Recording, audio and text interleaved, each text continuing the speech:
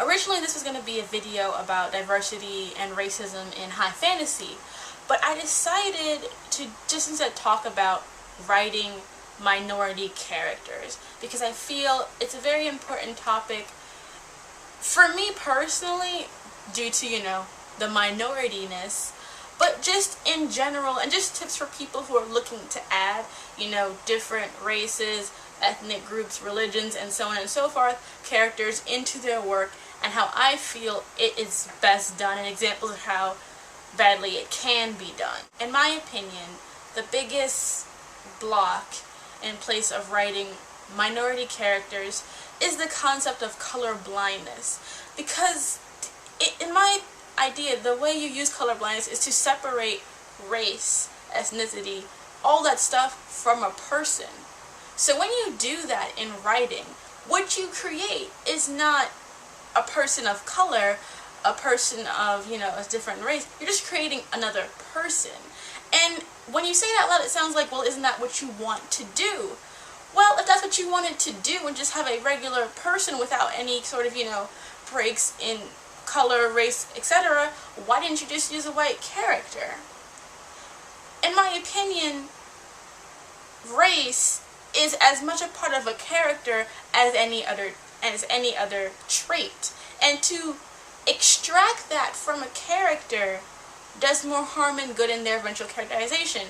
Because, speaking as a person of color, my race impacts what I do. It impacts my life. It impacts my social economic background, my level of education, everything. It's not just an added part. It's not just, you write a little character sheet, ethnicity, Asian. Doesn't just writing Asian or just calling a character Asian does not make them Asian. It's a lot more than just color or a conceived cultural basis. It is a part of our lives to be whatever minority we are. And when you try to write it colorblindly, what you do is you leave out all the important parts of that character. For an example, in the Vampire Diaries, in the transition from making it from a book to a television show, they changed the character of Bonnie McCullough, who was of Irish descent, of Druid descent, who was a redhead with green eyes, into the African-American Bonnie Bennett. And in doing so, they changed her from having a Druid background to having a witch background. And they made her be a witch from Salem, and her family came from there, which makes no sense historically because the only black in Salem would have been Tituba, the slave from the Crucible kind of story thing, and even it's kind of not shown if she's black in the first place. So people are saying that she's African American. So even in changing the character from being Irish and Druid to African American, you have a background to deal with that in theory does not even work. Because it doesn't make sense to have this witch be descended from Salem when the only black in Salem during the Salem witch trials was a historical person who may not have even been black. And so the thing about Bonnie's character is that she was casted colorblindly. It just came in, you would come in for the part, there was no race required, and if you were good, you got the part. Which is great. More opportunities for, African American actors to come into the business. Yeah, but when it comes to writing that character, if that character is now black and black living in the South, that should play into the character. It doesn't mean you have to make that character a stereotype or have certain, ghetto or whatever attributes, but she's a black female in the South in a former slave town. Should that not impact her character? Should that not have some sort of indicator on her personality? It seems like they're just trying to make her seem just like everybody else, but she's not, And I'm not saying that we have to make minority characters make like a big difference, but the fact remains, they are different. One of the things people will complain about Bonnie's character is how she's a plot device and she's the magical Negro.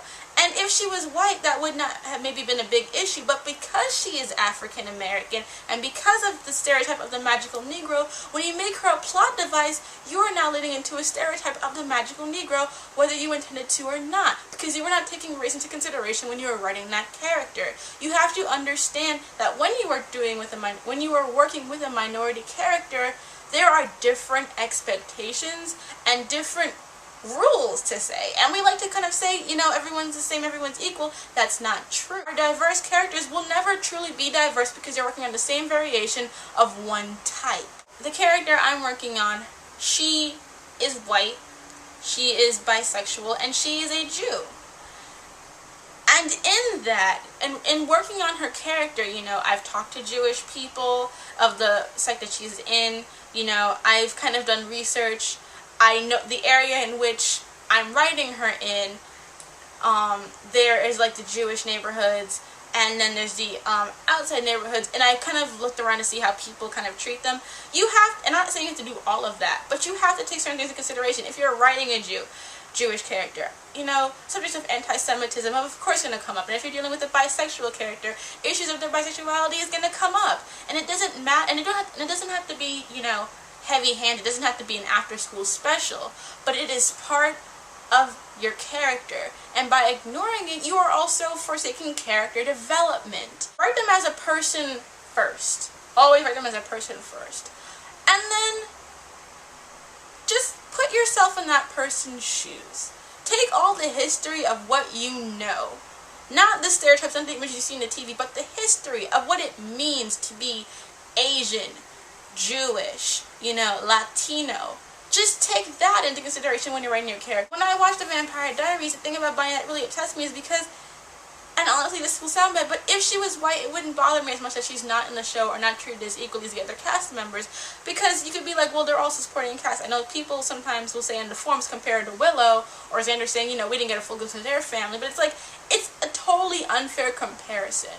Because Bonnie is African American, and she is one of the few more positive African American teens on TV who's more than just being the sassy black friend. And so you want to see more of that. You want to know more about her family, where she comes from, her history, which in theory makes no sense.